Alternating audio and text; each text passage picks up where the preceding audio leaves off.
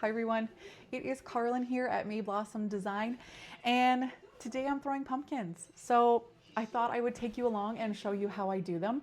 It seems like it is early because it is only August, but I was making Christmas trees in July. So at this point, I'm behind on my Thanksgiving fall decor. So let's get started. I want to hope that by the end of this, I can inspire you to make your own pumpkins, or if you've had any questions about throwing pumpkins, that I can hopefully answer them for you. So let's get throwing and let's make some pumpkins. So today we are going to use Plainsman 340S. That's what I'm using here. You can use any clay you want, but that's what I'm using here. I don't make any of my pumpkins the same size. They are anywhere between, or I use anywhere between 1.5 pounds all the way to 2.5 pounds. So it just depends on how big you want to make your pumpkin. But that's what we're using today. So let's get started. And yeah, we're doing a closed form. So if you've never thrown a closed form before, sometimes they can be a little bit tricky because you do have to keep your walls a little bit thicker in order to get the form to not collapse on itself. So just keep that in mind when you're throwing. But yeah, let's get started. All right, so just like anything else, you want to cone and center.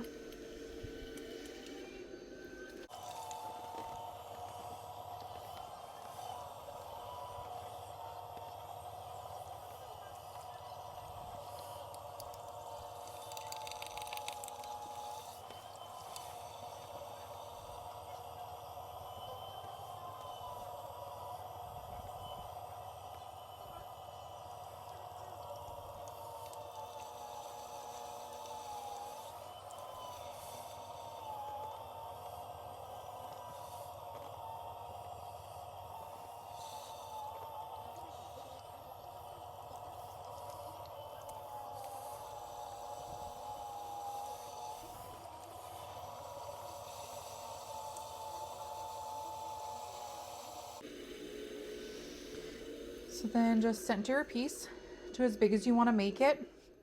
I don't use any exact dimensions. I just kind of go by the feel of it.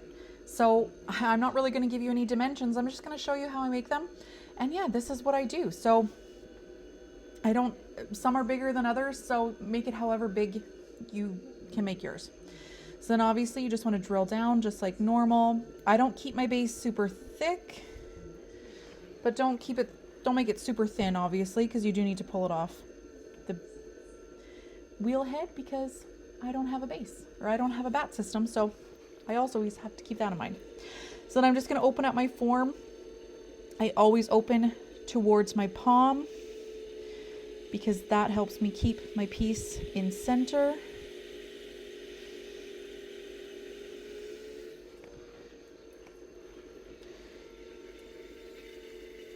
Then I compress my rim, and then I compress my base. Some people don't compress their base. That's fine, that's up to them. I will never not do it. I find it's a very important step. And also another good tip is to make sure that you continuously take the water out of the base. It just helps. It's just good to remember that because you don't want to have any excess moisture in there when things are drying. So then just slow down your wheel a bit and begin to pull up your walls. Now, when throwing a closed form, you do really want to keep in mind that your walls need to be even. It is so important to have even walls. I'm a little bit off here, but because you don't want the piece to collapse onto itself if you have too thin of walls.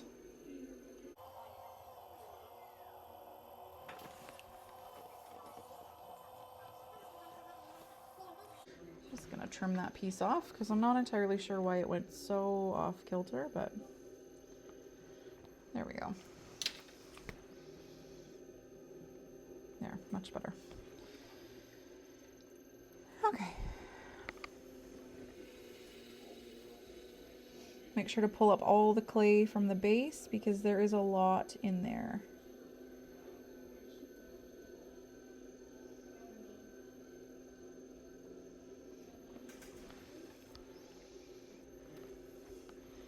And I always keep coloring in my piece towards the middle.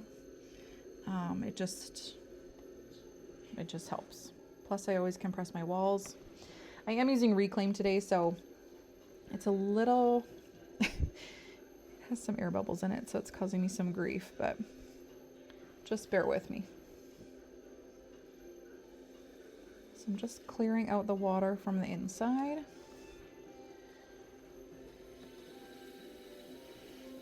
And then again, using all the clay from the base and pulling up. And going as even as possible to keep my walls working the way that I need them to.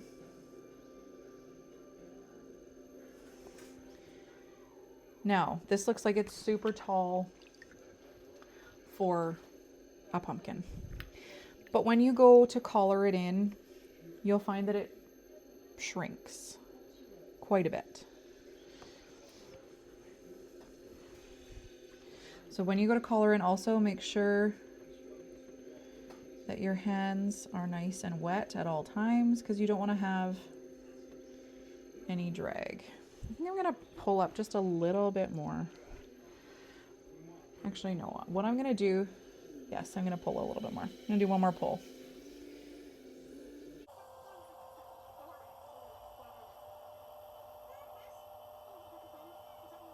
Okay.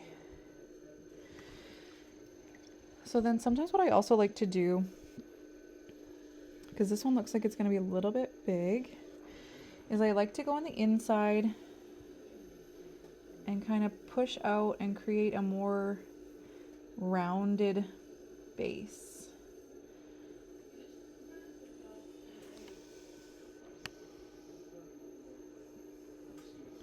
So just wet your fingers and pull up on the inside evenly to create a little bit more of a rounded shape on the bottom. So then again, make sure that there is no water on the inside.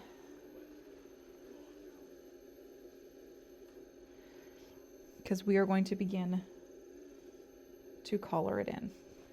Now again, like I said, I'm not giving you any measurements because all my pumpkins are different, so I don't have a standard for everything.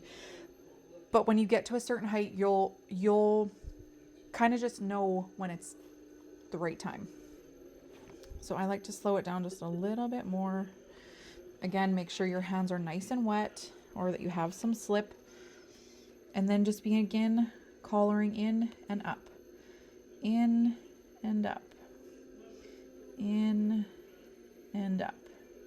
So when you're coloring in, just pull it up a bit so that your piece isn't just like falling outwards, because you'll create a problem that way without a doubt. And slow and steady wins the coloring race. And then once you get to a certain point, you'll notice that this piece, this collared piece, is quite thick. So go in and just kind of pull it, like do little pulls, along with pulling towards the center.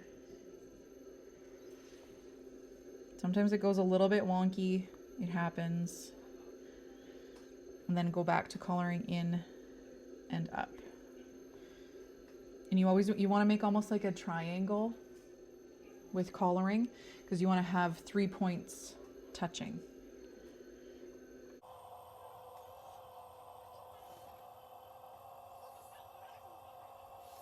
And then again, if you need to pull up from the very bottom, that's fine. Pull up from the bottom and color in.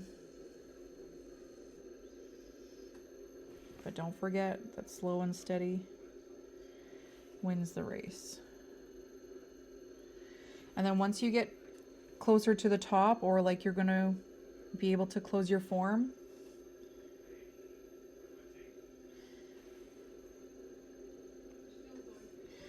start pulling from the bottom to the top, and you'll be able to get your form closed a lot cleaner. It's kind of hard to explain, but when you're doing it, you'll know what I'm saying. So just pull from the bottom all the way up, from the top of the shoulders, the bottom, and pull all the way up. And then almost like pinch it together. Don't worry if your top is a little bit uneven like this. As long as you keep your hands in center, it'll be fine. Then when you get closer to the top, like you're gonna close it right off, use just your fingers. Use these four fingers, your thumb and your index finger, and put a little bit of pressure all the way from the base. Do it slowly at first, and then keep doing it, keep doing it. And eventually you'll pull this little piece off and you will have a closed form, which is what you want. Okay, so then clean the slip off your hands. I'm a terribly dirty thrower, so clean the slip off your hands. Grab a trimming tool. You want to trim off all of the excess that you can right now. Sorry for that noise. But yes, you want to trim off all the excess you can right now, because it is just a lot easier to do now than it is later. Then to remove all the excess slip, I take a wooden rib, or you can take just a firm rib. But I remove all the slip and compress my walls. I also go right to the top and compress my top down.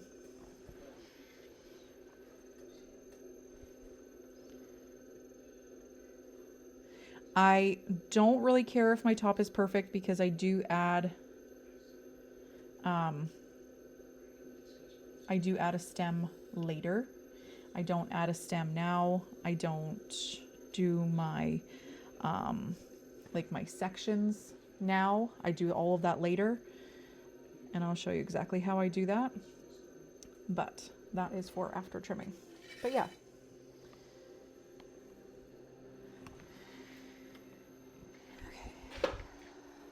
so the slip is all removed. I'm just going to rinse my hands, and then I will show you how I take it off the wheel. So this pumpkin right here was with a ball that was just over 2 pounds. Like I want to say 2, maybe even 2.5 pounds. So not a huge amount of clay, but a decent amount. And we ended up with a pumpkin that is about 4.5 inches tall, 5 inches wide. So that's a pretty decent sized pumpkin, I would say, like just for mini pumpkins as it is. I'm not making huge ones, but I think that's okay. So you can gauge from that a 2.5 pound ball should give you at least a 4 by 5 inch pumpkin. So then all you need to take it off is your wire tool. You're going to wire it off your base. And I can't remember if I mentioned this before, but I don't use bats because you don't have to. When you throw a closed form like this, there's air inside, so it will keep its shape. So once you've wired it off the base, all you have to do is pick it up. It won't lose its shape. It won't lose its form. It's great. So yeah, I let those dry. I let those dry to leather hard. I do not poke a hole in it for when it's drying. I do that after the next step. So once these are dry to leather hard, we will come back and I will show you how I trim them. Now, in the meantime, if you do not have a chuck, you should throw yourself a chuck. I'm not going to show you how to throw a chuck today, but you do need one to properly trim these pumpkins. So I will see you back when these are leather hard and we will trim them and do that next step. Okay, it's been a couple days. Our pumpkins they're still on the soft side of leather hard, but we're going to trim them today anyway. So I mentioned that you do need to have a chuck. This is the chuck that I have. I named him Chuck Senior. I have a video on how to make a chuck and how to store a chuck. So if you don't have a chuck, go and check that video out and it'll show you how to make one. But all you're going to do is you're going to center your chuck on the wheel. I already did it. I use the suction method. You can by all means use lugs, but I use the suction method. And then I just take my pumpkin and I place it round side down I make sure that it is center. Yeah, I make sure that it is center. It is not level, but that is from wiring it off the base. So just make sure it's center. You can also try to use a level, but because like I said, I know that the base is uneven. One, because of the air that's trapped inside of here. And two, because of how I wired it off the base, it's not going to be totally level. So we can check the level when we're done. But so I don't enjoy using lugs, but for this process, you do need some lugs. You do need to add them onto your piece because your piece will just fly off because the top is bigger than your chuck.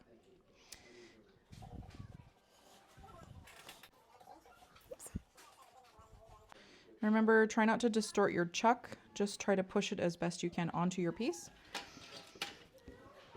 And then I like to use one of these. It's a little spinner thing so that when you are trimming your piece, you can hold pressure on the top and it doesn't create drag. I will leave a link to them in the description below. They work really great. They're really handy if you haven't used them. So yeah, so let's just get trimming. I try not to trim. I shouldn't say I trim a lot. These pieces tend to be quite thick, so if you can trim a lot, but sometimes the shape just doesn't really allow you to trim a lot, but trim as much as you can.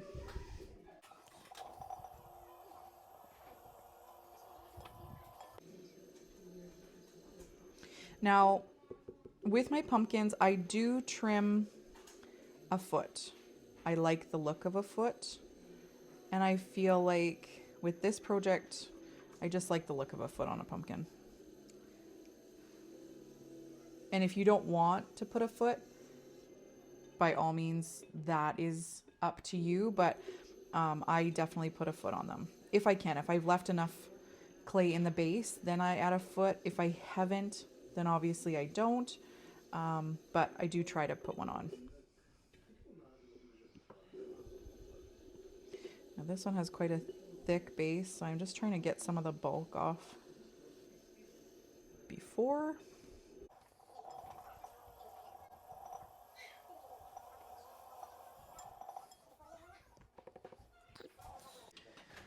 So then I just take my little loop tool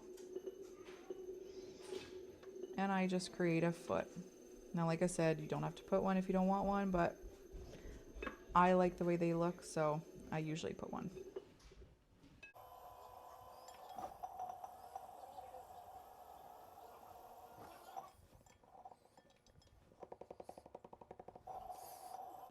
Now I'm tapping to see how thick the base is. It's a little bit harder to judge with these pumpkins because when you're doing them, they tend to kind of bubble up in the middle just because there's so much trapped air in here that sometimes it's a little hard to judge.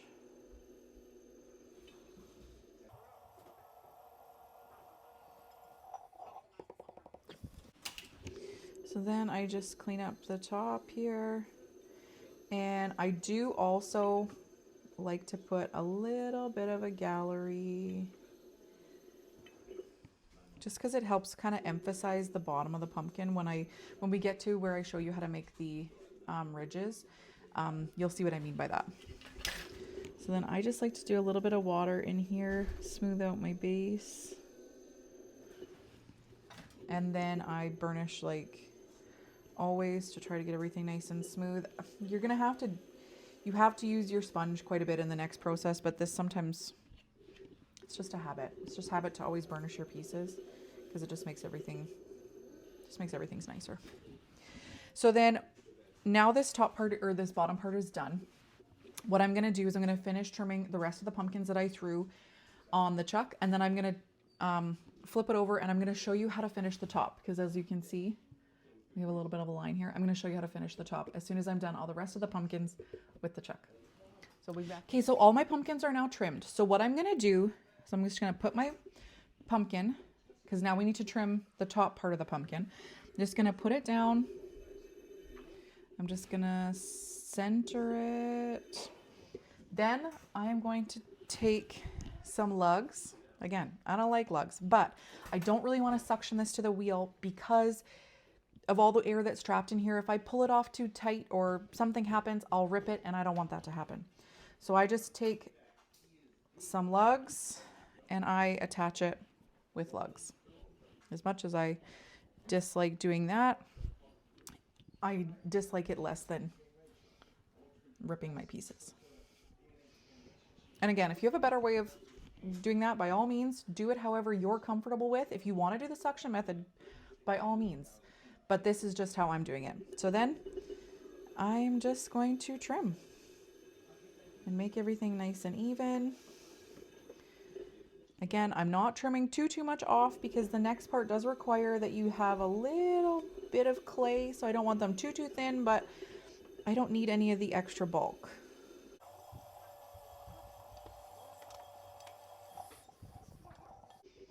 There we go. So then, just like always, I'm going to burnish a little bit. This part, like I mentioned earlier, it's not really that necessary, but it does just make it nice. So anyway, that's it. For this stage, that is it. That's all you need to do to trim your pumpkins. Now I'm going to go over to my table and I'm going to show you how we do the sections and the stem. So what you're going to need for that, or how I do it, is you're going to need a wooden rib or a hard but soft kind of rib. Like, you want a firm rib, but you definitely don't want something that's going to cut into your piece, and sometimes plastic ribs will do that. You'll need a needle tool. You'll need a scratcher tool. You will need a paintbrush, some water, and a sponge. And you will also need some slip.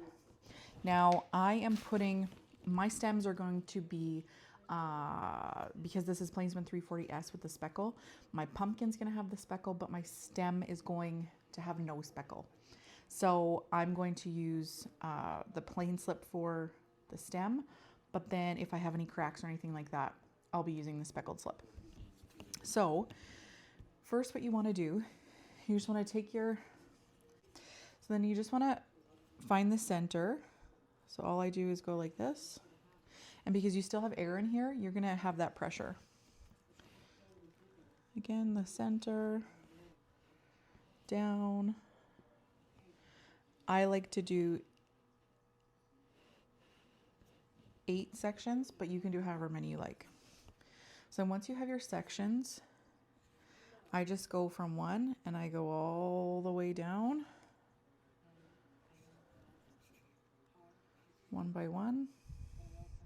I don't put any pressure on just yet. Right now I just make my marks. And you can see sometimes you get cracks. It's okay because we can fix that.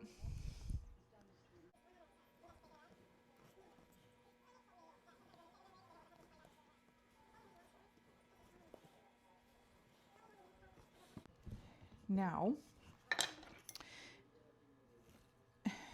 you could poke your hole in it right now, or you could wait till you're done. Because once you poke your hole in it, you can kind of depress it. But what I like to do is I like to go into this section here and really create those ridges and let the air kind of help me create those ridges.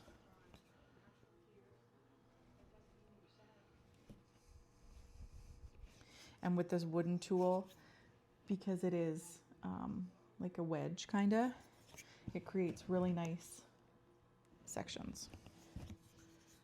But then you also have to watch for stuff like this. I don't know if you can see that or not. Little cracks. You probably are going to get that. That's why it's important to do this when they're still kind of soft. So I'm just going to go ahead and poke a hole in here. And it will help. You'll hear the air come right out of it.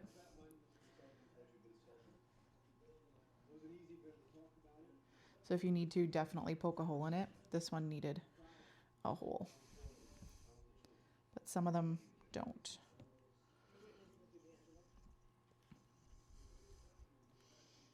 And then just continue doing that for all your pieces, or all your separate pieces. And then what I also like to do is kind of push it in on itself so that you get that little kind of dimple, you know how a pumpkin has. And then again, go back in here and get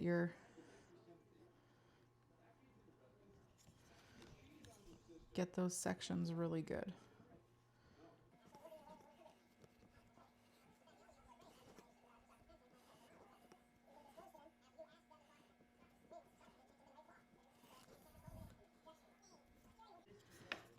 Okay, so now you just want to go in with your sponge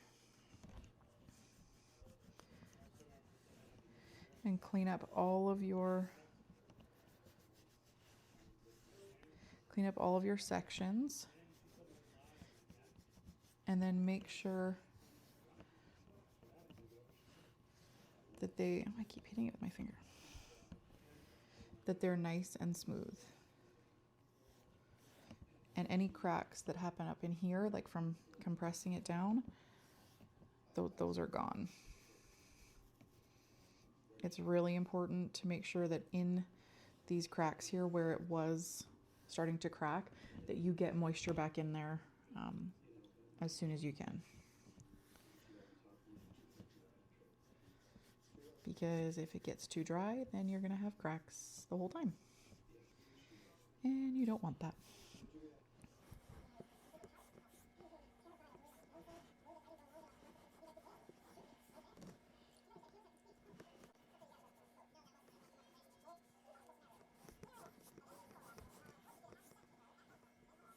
So then I just like to take some of my speckled slip, and because there was cracks, especially in here, I just like to go down with my brush and a little bit of slip, just to, even though it's wet, just to make sure that I really get that moisture back in there.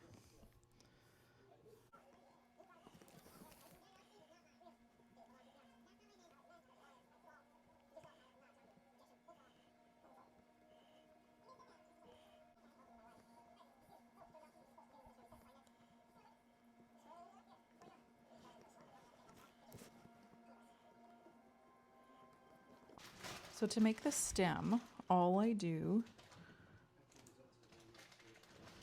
is just take a small amount of whatever clay you're using. Now, if you're using regular clay the same color, by all means use that. I'm just using these as a different color.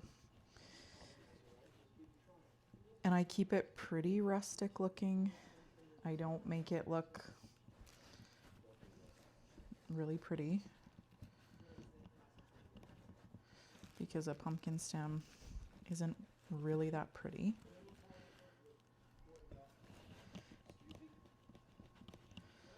But I don't need it to be that long, so I'll just cut some off.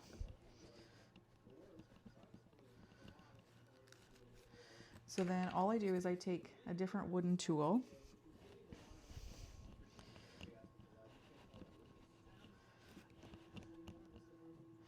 and I just create some texture. Because if you've ever felt a pumpkin stem, they definitely have texture on them. So I just go and like that, just make some texture.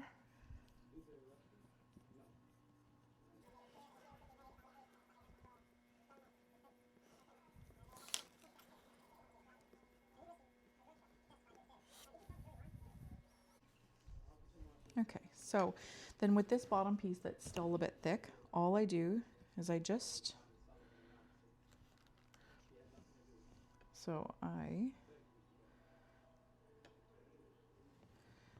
twist my stem kind of like that, and then I just push this into the base, and I create almost like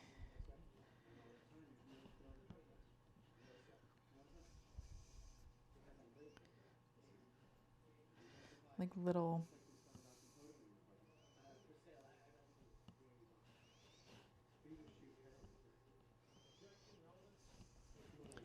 so I don't make it look perfect by any means. Okay, so then I just score the bottom of my piece. I score the bottom or the top of my pumpkin.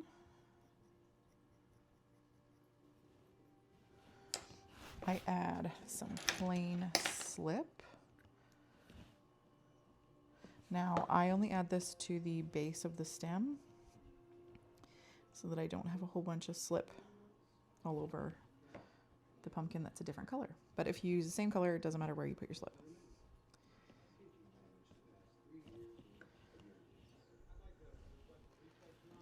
And then I just place it on top of my pumpkin, and I do push down again.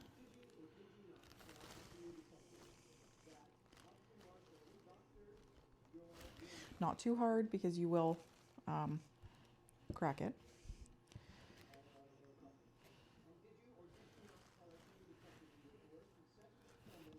Okay. So we are attached. Now, for the stem, you do want to attach the stem as well, but for that I will be using the speckled slip.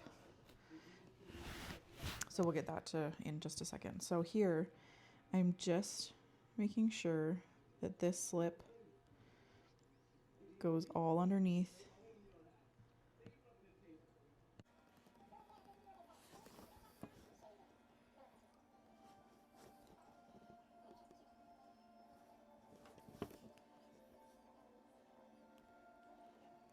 So that looks kind of messy, but we're going to clean it up in just a sec.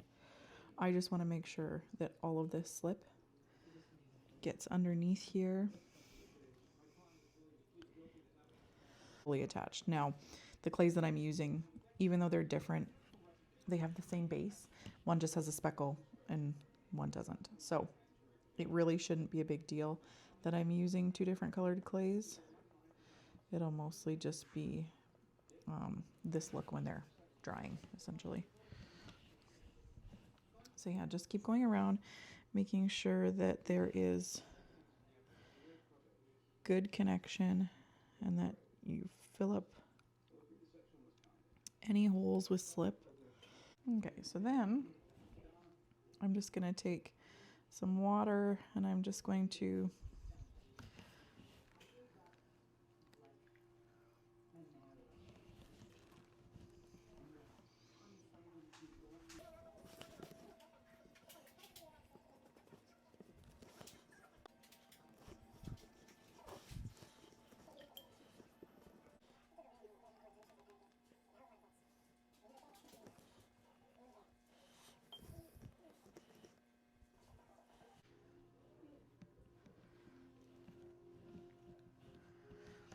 so then I just go through my stem and I make sure if there are any cracks or anything like that on my stem, I clean them up because again, you don't want cracks. And up in here, it likes to show cracks. So I clean these all up. And underneath,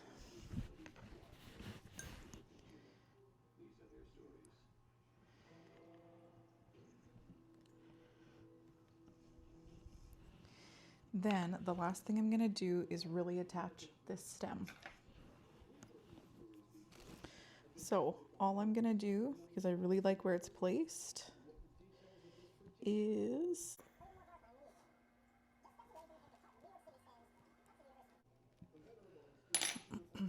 grab a little bit of the pumpkin colored slip.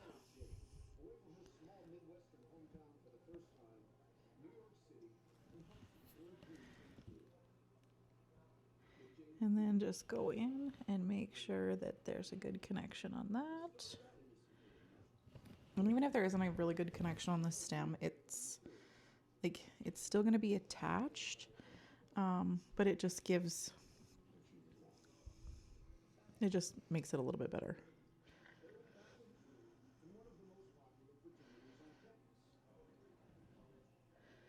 If they have a really good connection. Now I noticed there was a big crack in here, so I'm just going to add a little bit of slip.